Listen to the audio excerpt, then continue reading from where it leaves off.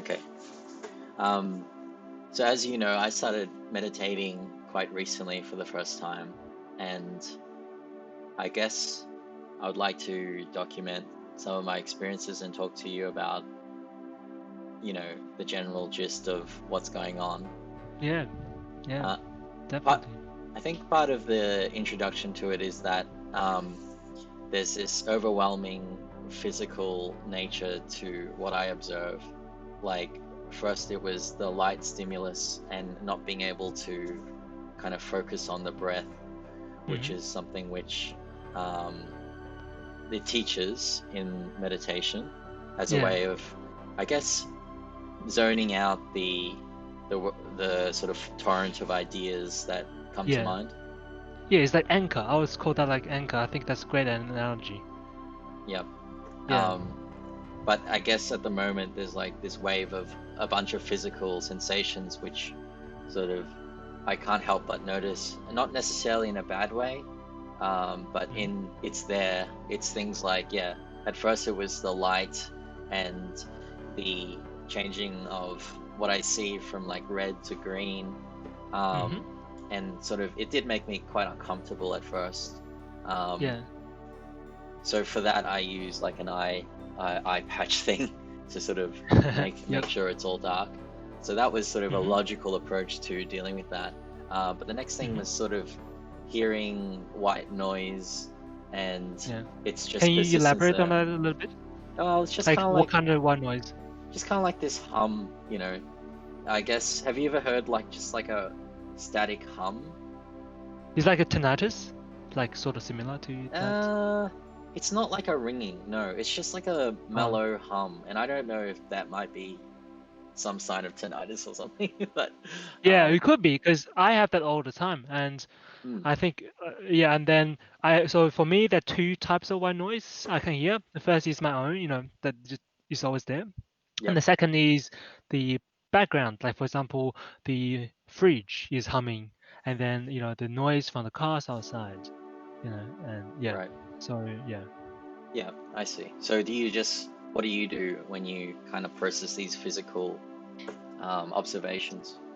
Right. So it depends on how I feel about them. For example, like if I feel like this is really grabbing my attention, what I do is I just pay attention to those the noise and then see how long it lasts. So most of the time, what happens is Mm, naturally my attention would just so I'll get used to the noise and then the attention will just go somewhere else. So hmm. either I'll remember to go back to the breath or some thoughts distract me and I just get distracted. Okay, so that's Yeah. interesting that you did say that you go to some thoughts or your breath. So like Yeah. those are two options there. But like if we Oh, go to the breath technique where yeah. you can notice yourself breathing in either through the Yeah. nose or the mouth, and that I would inhale. Yep. yeah, sorry, I was just gonna say I would actually call the breath as an option. The thoughts I wouldn't call an option because I specifically use the word distracted because when I'm thinking, most of the time I actually don't realize that I'm thinking until I realize, okay, I'm here to focus on my breath or other, you know, stuff around me. Mm, So to me, thoughts most of the time they're distraction. Sometimes I do notice, okay, I am supposed to focus on breath, but the thoughts are really intense. So let me just pay attention to what kind of thoughts they are, negative, positive, or like, disturbing or happy or sad, like just to be more investigative. yeah, and that's kind of the feeling I get without having much experience, where the Yeah. thoughts that are coming in Mm. um, will come in no matter what. And Yeah, that's right. Yeah. I think a lot of people might have experiences of their thoughts, depending on their environment and their situation at the time. Yeah. Either they're in a bad state or a good state or whatever. Yeah. Whatever comes in could be influenced by that. Um, and Hmm. there's there's some positive aspects of just being able to witness the things that come into your mind at that time, because it might Yeah. help you, but at Yeah. the same time, it also might disadvantage you if you're in a state that has been quite affected. So the exchange of going from that to this sort of technique of breathing Yeah. Hmm. um, which is something still I don't fully quite grasp at the moment. But Yeah. at some point through going through the course that we're doing and also trying to figure out more how to do this breathing technique, maybe Yeah. that might be a way of exchanging these two modes in a Yeah. more seamless way. Yeah. Um, So it might be uh good to let the people who are listening to this to know that the course we're using is this waking up course from Sam Harris. So if anyone is interested, can check it out mm, for themselves. But yeah, regarding like what you just said, I think the switching the modes. I think the point is to okay. So for my experience, like hopefully for yours as well, is that we don't control the thoughts; they just come.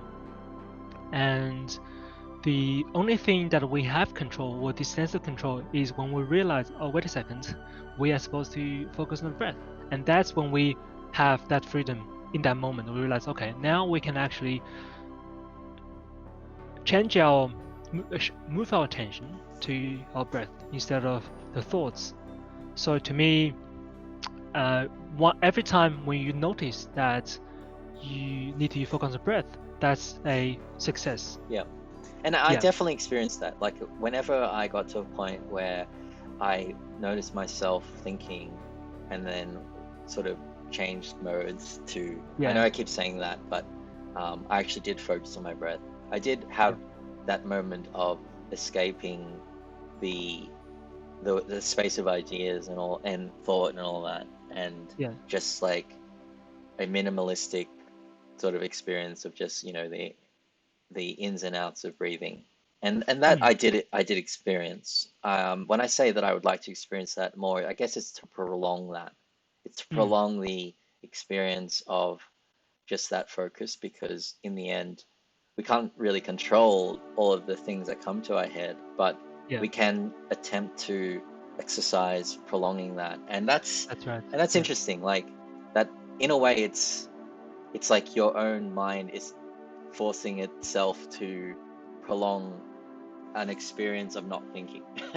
Yeah, yeah. And I was called that more than not thinking. It's more like some, I don't know. Did you feel like like a relief when you are not thinking, like when you are actually focused on like, your breath? Yeah, um, I guess so. There was Yeah. definitely something there that you could say was kind of relief, but I Yeah, like guess like, positive. Yeah. definitely. But like, I think the experience itself is so sort of complicated because, things like the time duration and just Yeah. things that you like, things that you would normally observe when you're opening your eyes and in the real world, Yeah. it Yeah. sort of is obscured when you're focusing like that, especially if you close your eyes and you kind of don't think about what's in front of you, and you don't have that sort of anchor in reality in a way. Like your anchor Mm, is in your mind only, and so like the things of how you feel and all that, mm. the way that time is like moving and stuff, it seems like a lot shorter or longer than what it actually is. Like the 20 minutes that we did, Yeah. definitely did not feel like 20 minutes. Cool. But How long not, did you? Yeah. well, definitely longer, I think, Yeah. but it's not in a bad way. Like I think Yeah. I couldn't do an hour because I think that would be like way too long at the moment. But Yeah, I that's fine. 20 minutes is like a sweet spot at the moment that I'm willing Yeah. to keep trying this out. And yeah, Yeah. it's been a good experience so far. Yeah. But That's awesome. Yeah. it's still new days, and yeah, we'll see Mm. how we go. And I hopefully, by talking about this with you, it's more about giving ourselves insight and maybe some other people. Definitely. But Yeah. yeah, cool. Maybe let's end Yeah. it there. Okay. GG. GG.